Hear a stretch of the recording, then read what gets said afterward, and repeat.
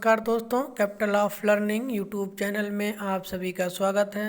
दोस्तों, आज हम इस वीडियो में विभिन्न देशों के साथ जो भारत का युद्धाभ्यास होता है उसके बारे में, कौन कौन देश से युद्धाभ्यास भारत के हो रहे हैं उसके बारे में आप लोगों को यहाँ पर पढ़ाएंगे। तो ये एग्ज़ाम में यहाँ से एक क्वेश्चन देखेंगे करंट अफेयर से, हमेशा यहाँ से एक एग्ज़ाम में एक क्वेश्चन यहाँ से आता है। तो आज एक क्वेश्चन आपका एग्ज़ाम में तैयार करा देंगे। इसको ट्रिक से याद कराएंगे कैसे, जैसे और में जो एग्ज़ाम होते हैं जो आपका करंट अफेयर आता है तो उसमें ये युद्धाभ्यास कहीं कहीं पे लिखा रहता है, तो मैं सबको एक साथ कंपाइल करके दे रहा हूँ आपको, मतलब एक साथ करके दे रहा हूँ। तो आप पेन और नोट कापी से नोट करते रहिए, और इसका जो है पीडीएफ का लिंक भी मैं डिस्क्रिप्शन बॉक्स में दे दूँगा, तो वहाँ से आप लोग डाउनलोड करिएगा।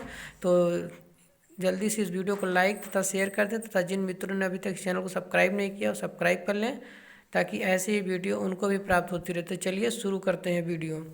देखते हैं, यहाँ पर दिया है कि युद्धाभ्यास है और ये देश दिया है किसके किसके बीच में होता है। तो देखिए, ये है एम्फेक्स 2021 किनके बीच हुआ था। तो ये भारत की तीनों सेनाओं के बीच हुआ था। तीनों सेनाओं कौन कौन, नौसेना और हो जाएगा आपको वायुसेना और थल सेना के बीच ये हुआ था। एम्फेक्स 2021 पूछेगा। तो ये भारत की तीनों सेनाओं के मध्य हुआ था, और ये किसी देश के साथ नहीं हुआ था बल्कि भारत की तीनों सेनाओं के मध्य हुआ था। एम्फेक्स 2021 भारत की तीनों सेनाओं के मध्य। अगला देखते हैं, ये है पासेक्स किसके किसके बीच हुआ था, भारत और रूस के बीच में हुआ था। कौन सी सेना थी उसमें, नौसेना के द्वारा ये होता है। नौसेना मतलब जल की सेना। इस समय हमारे नौसेना जो है प्रमुख कौन है, तो करमवीर सिंह है। अगला देखते हैं, यहाँ है इंदिरा नेवी। नेवी का मतलब होता है नौसेना, और इंदिरा और किसके साथ होता है, भारत और रूस के साथ भी। ये भी नौसेना का युद्धाभ्यास है। देखिए, पावसेक्स हो गया, इंदिरा हो गया, और ये है इंद्राभ्यास। ये है इंदिरा नेवी और ये है इंद्राभ्यास। इसमें आप लोग कन्फ्यूजन मत होइएगा, क्योंकि ये नौसेना का है और ये वाला देखेंगे आप जल सेना का है। ठीक, तो इंदिरा नेवी किसके साथ होता है, तो रूस के साथ होता है। इंद्र अभ्यास किसके साथ होता है, वो भी रूस के साथ होता है। पासेक्स किसके साथ होता है, भारत और रूस के साथ होता है। और इसमें से इंदिरा नेवी नौसेना और इंदिरा अभ्यास थल सेना से होता है।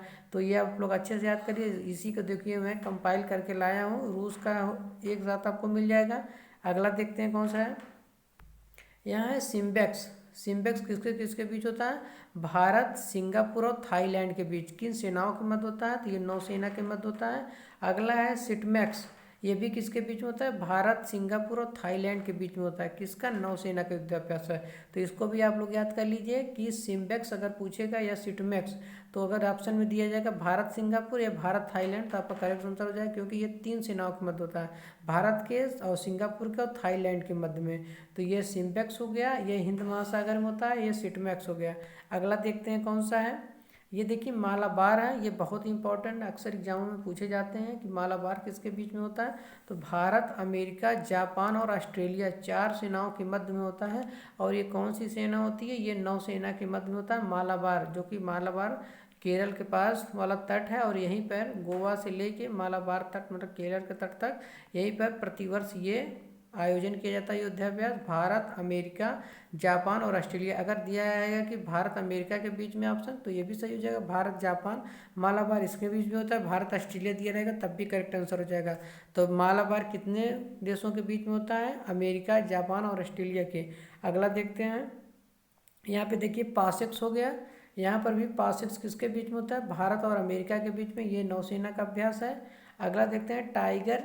ये टाइगर ट्रंक है, इस किसके बीच होता है, भारत और अमेरिका के बीच। देखिए पासेक्स जो है क्या, ये नौसेना का है, लेकिन टाइगर ट्रंक, टाइगर कहाँ पे चलता है, तो जल पे नहीं बल्कि थल पे चलता है। तो टाइगर से आप कर ले सकते हैं कि थल सेना से जो है ये आपका हो जाएगा। जैसे पासेक्स पास कर रहे हैं, तो पास कहाँ दिया जाता है टोकन, तो नौसेना के जहाज को पास दिया जाता है, इसलिए पासेक्स नौसेना का अभ्यास हो गया। देखते हैं वज्र प्रहार, वज्र मतलब मारने वाला। ठीक, तो बिजली कहाँ गिरती है, जमीन पर गिरती है। तो भारत और अमेरिका के बीच में कौन सा युद्धाभ्यास हुआ, ये थल सेना का है। तो पासेक्स हो गया, टाइगर ट्रंक हो गया, और ब्रज प्रहार ये किसके बीच में होता है, भारत और अमेरिका के बीच में। और देखेंगे युद्धाभ्यास, जो युद्ध अभ्यास होता है वो भी भारत के मध्य होता है, भारत और अमेरिका के मध्य में। ये थल सेना का युद्धाभ्यास है। तो युद्ध अभ्यास भी इन्हीं के बीच में होता है। कौन कौन, वज्र प्रहार और युद्धाभ्यास पाशेक्स टाइगर ट्रंक भारत और अमेरिका के बीच में होता है, तो ये भी आप याद कर लीजिए। अगला देखते हैं, इसमें दिया है कि स्लाइनेक्स किसके किसके बीच में होता है, तो भारत और श्रीलंका के मध्य ये नौसेना का युद्धाभ्यास है जो कि हिंद महासागर में होता है। और यह मित्र शक्ति, ये बहुत इंपॉर्टेंट है, अक्सर एग्जाम में पूछा जाता है। भारत और श्रीलंका, क्योंकि भारत हमारा पड़ोसी देश है और उससे हमारा मित्रवत व्यवहार है, इसलिए भारत और श्रीलंका के बीच मित्र शक्ति युद्धाभ्यास होता है। और यह का बोगो सागर किसके मध्य होता है, भारत और बांग्लादेश के मध्य होता है। संप्रीति किसके साथ होता है, भारत और बांग्लादेश के मध्य में, ये नौसेना का है। और बोगो सागर, क्योंकि सागर लिखा है इसीलिए नौसेना हो जाएगा। और संप्रीति दिया है तो ये थल सेना हो जाएगा। ठीक, तो देखिए यहाँ पर कौन सा, अगर पूछेगा मित्र शक्ति तो आप बताएंगे श्रीलंका, अगर पूछेगा संप्रीति तो आप बताएंगे बांग्लादेश। अगला देखते हैं, अगला है इंद्रधनुष युद्ध। देखिए इंद्र नेवी था तो रूस के साथ हो रहा था, इंदिरा था तो भी रूस के साथ होता रहा। इंद्रधनुष हम भारत और इंग्लैंड के बीच में होता है, ये वायुसेना का अभ्यास है। ठीक है, धनुष जो है वायु में छोड़ा जाता है, इसीलिए इसको देखिए यहाँ से याद कर सकते हैं, इंद्र है धनुष, इंद्र का धनुष कहाँ छोड़ा गया, वायु में। ठीक, तो ये हो जाएगा भारत और इंग्लैंड के बीच में होता है। अजय वारियर भी किसके बीच होता है, भारत और इंग्लैंड के बीच में, तो ये थल सेना का। जैसे कहते हैं ना कि इंग्लैंड से मैंने मैच जीत लिया तो मैं अजय हो गया, तो अजय का मतलब थल सेना। क्रिकेट कहाँ खेला जाता है, थल पे। सूर्य किरण किसके साथ करते हैं, तो सूर्य किरण हम भारत और नेपाल के साथ करते हैं, ये थल सेना का है। ये ज़्यादातर युद्धाभ्यास उत्तराखंड में होता है, इसलिए क्योंकि उत्तराखंड में बर्फ़ ज़्यादा पड़ती है इसलिए वहाँ पर थल है, इसलिए इसको याद कर सकते हैं। सूर्य किरण कहाँ पर होता है, देखिए सूर्य कहाँ से निकलता है, पूर्व में, तो हम देखेंगे कि ये किरण जो है जो पूर्व से निकलता है, तो भारत और नेपाल के मध्य ये थल सेना के मध्य होता है। अब करते हैं कि हैंड इन हैंड, देखिए ये बहुत ही इंपॉर्टेंट है, ये अक्सर एग्जाम में पूछा जाता है। Hand in hand, Surya Kiran, Ajeya Warrior, Sampriti, ये सभी इंपॉर्टेंट है। जो इंपॉर्टेंट जो परीक्षा में पूछे जाते हैं, क्लिप हज़ारों बार ये एग्जाम में पूछे जाते हैं, कहीं ना कहीं एग्जाम में हमेशा रिपीट होते हैं, इसीलिए मैं वो क्वेश्चन बताता हूँ जो आपको एग्जाम में पूछा जाए।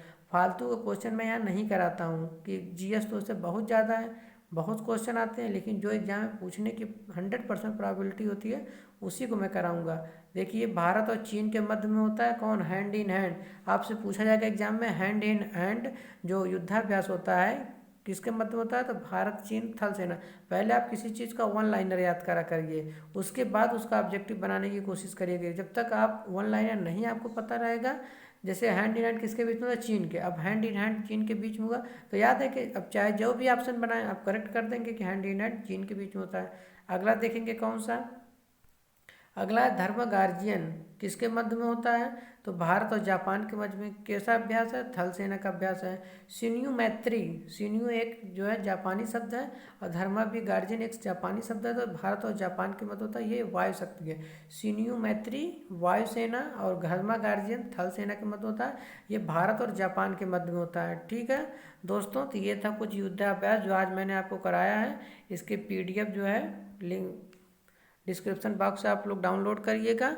और ये वीडियो उम्मीद है कि आप लोगों को पसंद आया होगा। ऐसे ही वीडियो मैं आप लोगों को लाते रहूँगा छोटे छोटे पार्ट में बना के करंट अफेयर के, जो कि एग्जाम की दृष्टि से बहुत ही ज़्यादा इंपॉर्टेंट होंगे। करंट कभी भी ऑब्जेक्टिव सॉल्व करने से नहीं आता, करंट हमेशा पहले वन लाइनर, और जैसे युद्धाभ्यास हुआ, GST क्या हुआ, नीति आयोग क्या हुआ, कौन से किन संगठन की स्थापना हो रही, सूचकांक में कैसा है प्रदर्शन है भारत का, तो ऐसे जब एक एक करके याद करेंगे तब उसका कंपाइल करेंगे, तब करंट अफेयर आपको अच्छी तरीके से याद होगा। तो मैं ऐसे छोटे छोटे वीडियो लाता रहूँगा, आप लोग ऐसे याद करते रहिएगा, आप देखिएगा कि आपका एग्ज़ाम 100% क्लियर होगा।